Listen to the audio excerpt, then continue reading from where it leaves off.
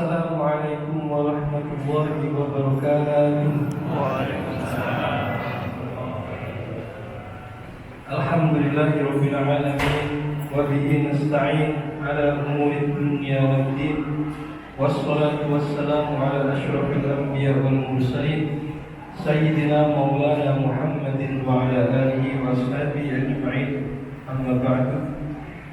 Yang kami muliakan seluruh jamaah Masjid Al-Ikhlas Bukit Bambi, para asatid, umum masyarakat,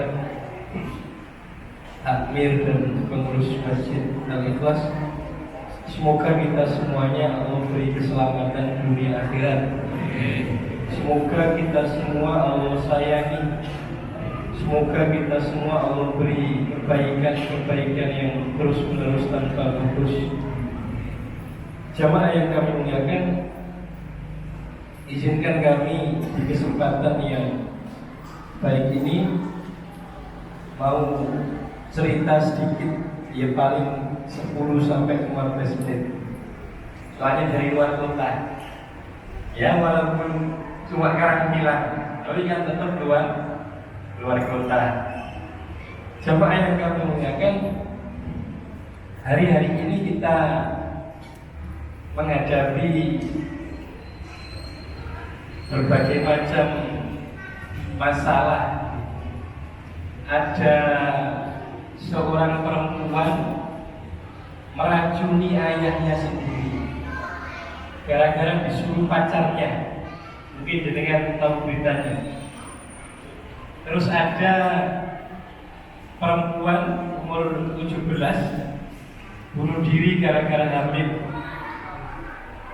Ini padahal di sekolah Islam. Kemudian beberapa waktu lalu di Babat Lamongan ada anak muda bunuh diri gara-gara ditolak sama cewek. Terus di Kalibrantas sama bunuh diri gara-gara ditolak sama cewek. Kemudian ini penting, Indonesia itu ngapunten negara ketiga fatherless. Fatherless itu negara tanpa ayah.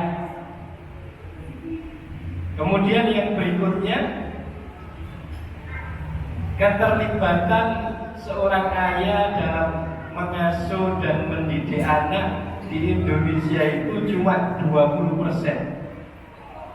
Ini semoga ayah-ayah yang ada di Masjid Al-Ikhlas ini termasuk yang 20% itu. Kemudian ketika dicek, anak-anak kita di internet itu berbicaranya tentang ayahnya itu seperti apa? Ngapunten, mayoritas pembicaraan anak-anak kita tentang ayahnya itu negatif. Mayoritas negatif. Ada anak usia SMP SMA lagi, ayahnya wafat, makamnya itu ditaburi bunga-bunga. Kemudian anak tadi itu menulis caption di foto itu, topping ayah saya. Jadi bunga itu loh dianggap sebagai topping. Kemudian ada yang komen, kapan bapak saya menyusul? Maksudnya menyusul wafat. Kemudian ada yang komen perempuan, kapan anak saya segera yatim? Ya ini zaman sekarang itu Masya Allah. Jamaah yang kami muliakan, ada lagi satu lagi, Gen Z, generasi Z itu, 1 dari 2 Gen Z itu mengalami penyakit mental yang namanya anxiety akut, ketakutan berlebihan. Saya pernah dicurhati anak muda usia 25, sudah bekerja gajinya 9 juta, tapi divonis sama dokter anxiety akut, kekhawatiran berlebihan. Saya juga dicurhati sama adik kelas, umurnya sekitar 34, sudah keterima jadi PNS, yang PNS lebih, bukan yang P3K. Itu juga divonis sama dokter mengalami anxiety akut, ketakutan berlebihan. Maka solusinya itu kita harus mempelajari agama kita. Di Quran itu Allah berfirman yang terjemahannya begini: siapa yang mengikuti petunjukku, maka dia tidak akan ketakutan, dia tidak akan khawatir, dia hidupnya tidak akan susah. Faman tabi'a hudaya fala khaufun 'alaihim wala hum yahzanun. Jamaah yang kami muliakan, kita harus belajar Al-Quran, belajar membacanya, belajar memahaminya, tentu lewat para ulama. Kalau kita tidak belajar Al-Quran, ancamannya siapa yang berpaling dari Al-Quran, maka hidupnya akan sengsara. Sekaya apapun akan sengsara. Setinggi apapun jabatannya akan sengsara. Saya tanya panjenengan, yang gajinya 2M terus masih korupsi, itu bahagia atau tidak? Ya jelas tidak bahagia. Kalau sudah bahagia tidak mungkin korupsi. Yang pertama, dari Al-Quran, jamaah yang kami muliakan, kita harus belajar ikhlas. Ikhlas itu apa? Melakukan segalanya karena Allah. Melakukan segalanya karena Allah. Kalau kita ikhlas, kita itu tidak butuh balasan ketika berbuat baik. Kita tidak butuh ucapan terima kasih. Jadi ajaran Al-Quran itu yang pertama ikhlas. Seperti nama masjid panjenengan semua. Ketika berbuat baik tidak butuh terima kasih, tidak butuh balasan. Ngapunten, saya dicurhati. Ada seorang laki-laki asetnya itu 1 triliun lebih, tapi beliau menderita. Kenapa kau menderita? Beliau itu menunggu ucapan terima kasih dari adiknya, karena merasa sudah membantu adiknya, tapi adiknya tidak pernah mengucapkan terima kasih. Terus saya pernah lagi dicurhati sama laki-laki, Pak Ustadz, dari awal menikah sampai umur 60 tahun lebih ini Pak Ustadz, setiap menafkahi istri tidak pernah mengatakan terima kasih. Saya tanya apa jenengan? Laki-laki yang nunggu terima kasih dari istrinya bisa bahagia atau tidak? Tidak. Ikhlas itu kata kunci majid jenengan. Jamaah yang kami muliakan, di Quran juz 3 halaman ketiga. Wahai orang yang beriman, jangan kamu membatalkan pahala sedekahmu dengan mengungkit-ungkit dan dengan menyakiti penerima. Ibu-ibu yang sambil nyapu marah-marah angkat tangan. Ada nggak di sini ibu-ibu yang menghidangkan makanan sambil marah? Tidak ada. Ada? Tidak ada. Tidak ada, insya Allah. Solika itu jamaahnya masih tadi klasik. Ibu-ibu biar dapat pahala yang banyak dari Allah, terus biar keluarga panjenengan Allah perbaiki. Kalau masak, kalau nyapu, kalau ngepel sambil senyum, jangan sampai sambil marah. Itu bisa menggagalkan pahala itu. Sama bapak-bapak juga kalau ngasih nafkah sambil senyum. Mah, nih buat beli Pajero. Padahal cuma 2 juta misalnya. Saya itu begitu. Ya cuma berapa juta gitu tapi gayanya itu gitu. Sambil senyum. Pokoknya jangan sampai kita melakukan apapun sambil emosi. Kata kuncinya ikhlas. Jamaah yang kami muliakan, kita harus belajar dari orang-orang mulia. Istrinya Kiai Maimun Zubair itu ketika putra-putranya masih kecil, itu cuma makan nasi sama kecap sama telur dibagi beberapa anak. Tapi karena ikhlasnya kepada Allah itu kuat, itu tidak pernah mengeluh. Istrinya Kiai Maimun Zubair itu berkata kepada anaknya, "Nah, sampeyan makan nasi sama kecap sama telur sampeyan akan jadi orang cerdas. Jangan sampai gara-gara makan nasi telur sama kecap, ya apa cerdasnya anak dewek ini. Jangan sampai begitu. Jadi dilatih ikhlas nyambung kepada Allah. Pokoknya jangan sampai melakukan sesuatu sambil emosi. Jangan sampai melakukan kebaikan sambil menyakiti. Bisa batal pahala kita. Nah itu yang pertama, ikhlas. Kemudian yang kedua, nah ini malam nuzul Quran. Jamaah yang kami muliakan, kita kalau bisa harus punya pegangan ayat Al-Quran. Kenapa sampai banyak tadi itu anak-anak itu punya penyakit, kekhawatiran dan lain sebagainya. Ngapunten adik-adikku yang masih SMP SMA, pas SMP jangan sampai lepas dari masjid. Pas SMA jangan sampai lepas dari masjid. Jangan sampai lepas dari kiai. Ayo belajar agama terus. Pegangi Al-Quran.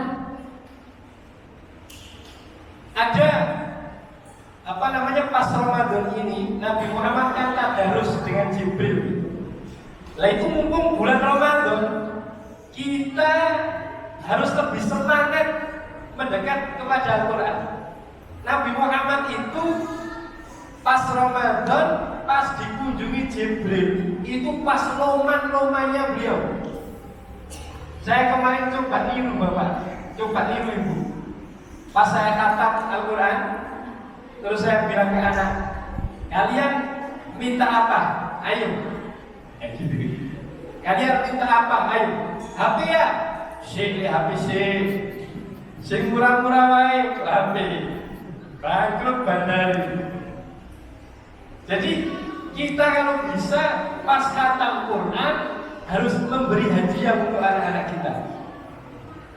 Anas bin Malik Pak, khotibnya Nabi, pelayannya Nabi, itu 7 hari sekali khatam Al-Quran. Kalau yang kayak kita ya setahun sekali sudah bagus lagi, atau sebulan sekali lah kalau bisa. Tapi pas khatam Quran, pastikan kita itu bahagia. Pas khatam Quran, anak-anak dipanggil semua. Kemarin anak-anak saya panggil, kamu minta doa apa? Kamu minta doa apa? Kamu minta doa apa? Nah, setelah berdoa, ayo kita pergi ke toko, mau beli apa terserah. Kalau ada HP, silakan beli HP di toko tersebut. Ternyata tidak ada HP Pak, alhamdulillah. Sudah disetting memang ya. Jadi bulan Ramadan memperkuat ikhlas, memperkuat hubungan dengan Al-Quran, terus ngapunten, memperkuat hubungan keluarga. Jangan sampai kita itu sama istri, bapak-bapak sama istri perang terus. Ngapunten Pak, angka perceraian 2023 di Indonesia itu hampir 500.000. Itu banyak sekali. Terus ngapunten, saya pernah ketemu seorang anak yang ibu bapaknya itu berkelahi terus sampai anaknya ini ngapunten jadi homo. Anaknya jadi homo. Jadi jangan sampai keluarga kita itu begitu. Ngapunten ibu-ibu, ibu-ibu spek surga. Ibu-ibu yang di belakang, biar rukun harus menjadi ibu-ibu spek surga. Spek surga itu yang pertama, kalau suaminya melihat, suaminya langsung bahagia. Sampun Pak. Kalau suaminya memerintah, nurut.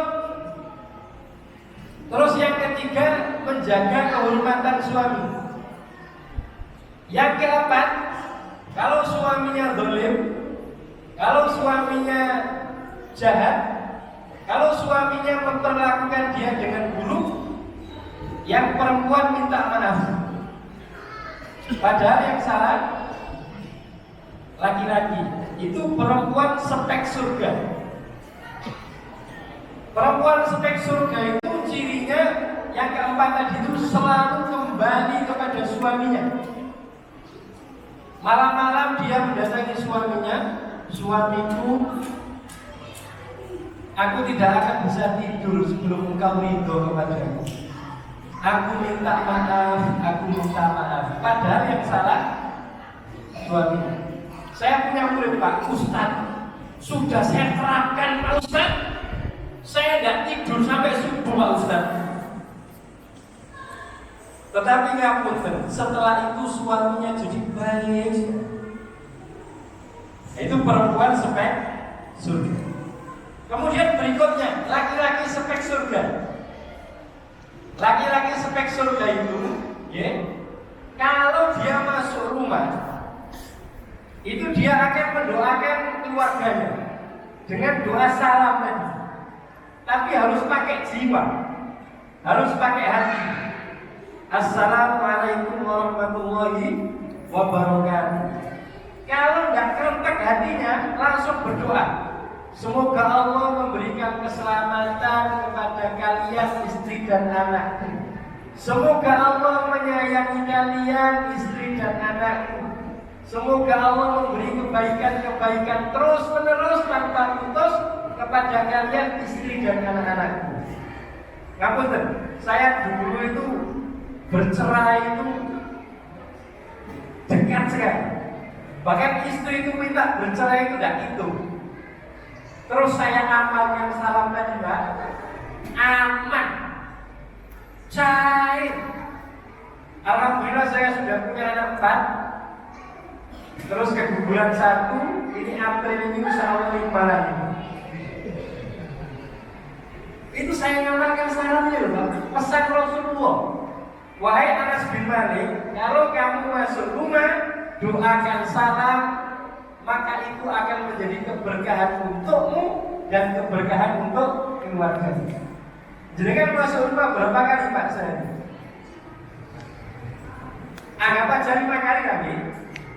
Jenengan kalau hatinya 5 kali mendoakan istrinya seperti tadi, semoga Allah menyelamatkan kalian dunia akhirat, semoga Allah menyayangi kalian dunia akhirat.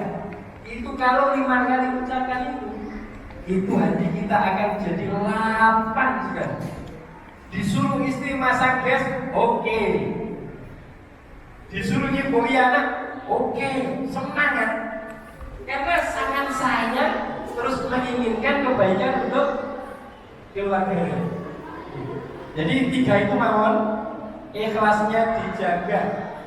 Kalau berbuat baik kepada pasangan, kepada siapapun, jangan sambil marah. Beri yang terbaik kepada istri, secerewet apapun, pasti istri jadi baik. Sama, sejahat apapun suami, kalau yang perempuan ikhlas karena Allah, dijahati ngampiki, suaminya akan tertarik. Kemudian yang kedua tadi memperkuat hubungan dengan Al-Quran. Kemudian yang terakhir tadi, rumah tangga kita jaga. yang rukun keluarga kita, biar anak-anak kita nanti mewarisi ketenangan hidup, kedamaian hidup. Amin, masya Allah. Terima kasih, saya mohon maaf. Semoga Allah memberkahi kita semua, memberkahi masyarakat kita, pemimpin-pemimpin kita. Ngapunten. Assalamualaikum warahmatullahi wabarakatuh. Waalaikumsalam.